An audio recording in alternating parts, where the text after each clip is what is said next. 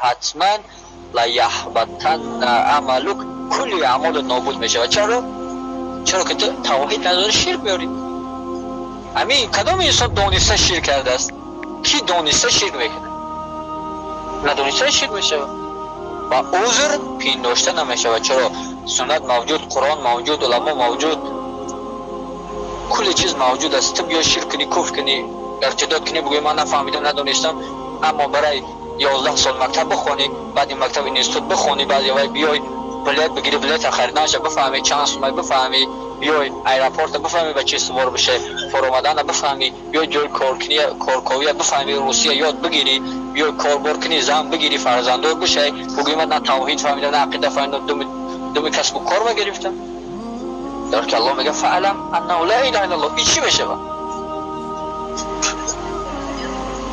یه چیکار بکنی؟ همیشه بگوی نفهمیدم. حالا که تو جستجو کنی، حق جستجو کنی، ارادت بکنم طرفی با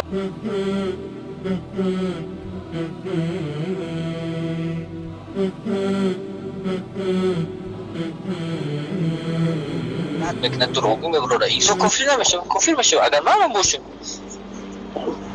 فهمیدی پولو؟ و ما که وقت فهمیدیم حقا باید این گونه شخصا رو چیکار کنیم؟ آشکار کنیم. چرا؟ این ضرر در خود مثلا زنا کرد، ما نمیتونیم تا بین مردم گوی زناکارش بونه، ما در یک جمله نصیحتش میکنیم. اما این مردم گفت دعوت کرده، دعوتگر است. مثلا ما برام وقت تاقکی بگم این مردم کی میگه؟ این مردم گمراه میشه. و تو میدونی که میلیون ها گوش میکنن، میلیون ها آدم کافر میشه با وقتی که الله در آسمان است. میلیون کس نگه به یک گپش کافر میکنه. خطر به سبحان الله. به خاطر همین باید انسان ها یا چیکار شود؟ آشکار شود. اگر یا آشکار نشود مردم گمراه میشود. و ما بگیم که یا را آشکار نکنیم، در روز قیامت ایما پرسان میکنه با یزال و قدم ها ابدین، قدم بنده در روز قیامت از زمین کنده نمیشود حتی یسأل اربعین. از هر جوان، از هر پیرمرد، از هر زن، از هر مرد الله پادشاه و وزیر والی ندارد، همه را ایستاد میکنه. 4 سوال میکنه. یک سوالی که در بین همین 4 سوال یک تسی است، علم در کجا صرف کرد؟ علمی که ما گرفتم ان الذين يكتمون ما انزلنا من البينات والهدى من بعد ما بيناه للناس في الكتاب اولئك يلعنهم الله ويلعنهم اللائنون. کسانی را که دلیل‌های روشن ما فهمیدم حقیقی الله در آسمان است و هدایت کننده ما که این آیت هدایت میکنه مردم. پس از آن که ما در کتاب برای مردم بیانش کردیم، آنها پنهان میکنن، کتمان میکنن، نمیگن حقا. هم الله و ایرا لعنت میکنه، هم دیگر لعنت کنگان. لعنت چی میگن؟ اللعنه ارترد من رحمت الله. لعنت ترک از رحمت الله. اینسان کافر میبره از رحمت الله اگر به رحمت الله بگذره. سوره بقره آیه 159 هست. بله برای هم خواهد باید حق گفته شود. پیامبر صلی الله علیه و میگه قل الحق ولو کان مرا. بگوی حق را اگر چه تلخ هم باشه، اگر که حق نگفتن زیرکی باشه و هوشیاری باشه، چرا پیامبر پنهان نکرد؟ در حالی که او میکشتنش. چرا حضرت عمر وقتی اسلام آورد برآمد گفت که من میرم میگم وقتی ما حق باشیم چه بجا میکنیم یه برو میگم. اگر که حق پیدا کردن این زیرکی باشه، این روز حق دما نمیرسید، قدر صحابه شهید نمیشید، قدر جان نمیباختن. خاطر همین که حاضر ما میدونیم که برآمدن این خیلی ما بریم رومان نشان بدیم پیشی و یا بریم همین گفته در خمون در چی آتش میاندازگی آیت قرآن است که الله میگه شما با دست خود در هلاکت ناندازید. این خودش ما برام واجب بگم نه من نمیترسم برام خم در هیچ کس میگه به اجل نخواهد مرد، اما تو نرو به دامی اژدها را، نرو به دامی او نجسای مشرکی در زندان پرچانه شکنجه بکنن. باشد که من تنها برم خیلی مرا زندان بکنن، نه قدر مادر هم میتن. پس برای اون زیرکی میکنی چیکار میکنی؟ حق حاضر که الله یکی از نقشه های الله است که الله همین مثلا اینترنت بر اومده است، با واسطه اینترنت چیکار میکنه؟ حق برای مردم میرسه. و حدیث رسول الله صلی الله علیه و آله است که میگه زمانی بشود که دین اسلام خانه به خانه میدراید. سبحان الله. یا در خانه چگی نه صدای مرا میشنوید.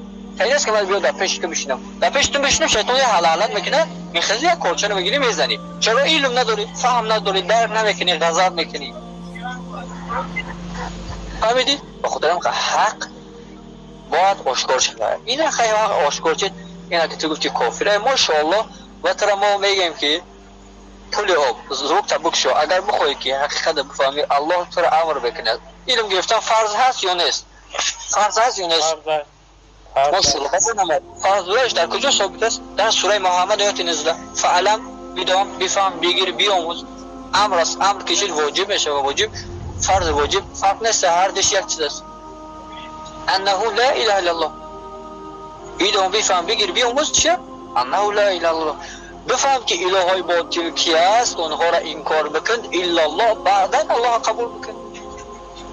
و خاطر این پول آب الله تعالی ان شاء الله هدایت بکنه. بهترین نعمت هدایت است و هدایت و توحید بهترین نعمت است که انسان وقتی که با توحید صحیح از دنیا گذشت اما دیگر اعمال های کوچکی داشت، شاید با واسطه همین توحیدی که داره الله دیگر گناهی وی عفو بکنه، بخشش بکنه. اما یک انسان 5 وقت نماز بخونه، شبها هر شب به قضا نمازهای تهجد چه بخونه، یگام هر ماه 3 روزی که هست روزه باید بگیری، مثلا ثواب است بگیره، رمضان بگیره و شبها و روزها دقیقه به دقیقه از ذکر الله دور نباشه. و همین لا اله الا الله تنها فقط بگم، نه معنیش بفهمن، نه عمل به این، نه شرط شروطی انجام ده. اگر تا روز مرگ شه 1 دقیقه به ذکر الله نباشه اما توحید و عقیده را ندونه، الله میگه لئن اشرکت لیحبطن عملک ولا تکونن من الخاسرین. اگر تو یک شرک به الله بیاری، لیحبطن لام تخصیصی است، یعنی که توکید است، یعنی که الله میگه حتما، نون ثقیله دو تا میگه حتما لیحبطن عملک، کلی اعمال نابود میشه. و چرا که تو توحید نداری شرک میاری. همین کدام انسان دانسته شرک کرده است؟ کی دانسته شرک میکنه؟ ندانسته شرک میشه و عذر پنداشته نمیشه. و چرا سنت موجود، قرآن موجود، علما موجود، کلی چیز موجود است. تو بیا شرک کنی، کفر کنی، ارتداد کنی، بگوی من نفهمیدم ندانستم، اما برای 11 سال مکتب بخونی، بعد این مکتب اینستیتوت بخونی، بعد یه بیای بلیت بگیری، بلیت خریدنش بفهمی، چند سومه بفهمی، بیای ایرپورت بفهمی به چه سوار بشه، فرامدن بفهمی، بیای جای کارکویی بفهمی، روسیه یاد بگیری، بیای کاربر کنی، زن بگیری، فرزنددار بشه، بگوی من نه توحید فهمیدم، نه عقیده فهمیدم، دم کسب و کار گرفتم. در که الله میگه فعلم انه لا اله الا الله. این چی میشه؟ این چیکار بکنی؟ همیشه بگوی نفهمیدم. حالا که تو جستجو کنی، حق جستجو کنی، ارادت بکنم طرفی باشه، الله طرف طرف هدایت چیکار میکنه؟ روانت میکنه. اما که تو بگوی من نمیفهمم، خیلی بعضی اکثریت مردم قرآن و سنت میگن برای مولا است، ما فقط این 5 وقت نماز بخونیم بس است. این سبحان الله باطل است، این عقیده باطل است. الله در قرآن میگه افتؤمنون ببعض الکتاب و تکفرون ببعض. شما با بعضی کتاب ایمان میارین، میگه ما نماز و روزه نمیگیریم، بس و تکفرون ببعض، و بعضی دیگه ترک میکنین، کفر میکنین، انکار میکنین. این برای ما نیست، مولا بفهمن. الله میگه جزاؤهم فما جزاؤهم، جزای همه کسا فما جزاء ما یفعل ذلك منکم الا خزي فی الحیاة الدنیا. جزای کسایی که چنین میکنن، نمیخونن، علم نمیگیرن، کفر به طاغوت نمیآموزن، توحید و شرک و کفر نمیآموزن، و چیکار در دنیا جز خوری نیست. خوری هم است که جهنم میره، نمیفهمی عید خوری چی است.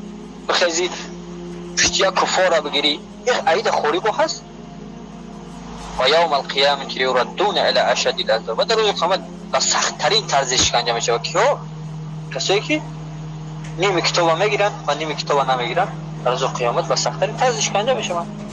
به خاطر همین برای الله دعا بکن، به الله متعال دعا بکن. نام چی است برادر خانم؟ تو از زندگیت، اعضایت، از وجودت خدمت دین بگیره. ما ببینیم بسیار مخلوق هست مثل حاجی مرزا در هوا هم اگر پرواز کنه علمش، اما الله از وجودش خدمت دین نگرفته است. در خدمت طاغوت ها قرار گرفته است، در خدمت اون کسانی قرار گرفته است که اولین دشمن دین هستن، خدمت دین الله از پیش نگرفته است. انسان باید بترسه، از الله متعال بترسه که یا الله عمر مرا، وقتی مرا صرف دینت بگردم، در خدمت خودت و در خدمت دینت قرار بده. این در وصف خود انسان است برادر قندم. خود انسان باید تلاش بکنه، درس بخونه، علم بگیره، ترجمه و تفسیر قرآن بخونه، حدیث های پیامبر صلی الله علیه و آله جستجو بکنه.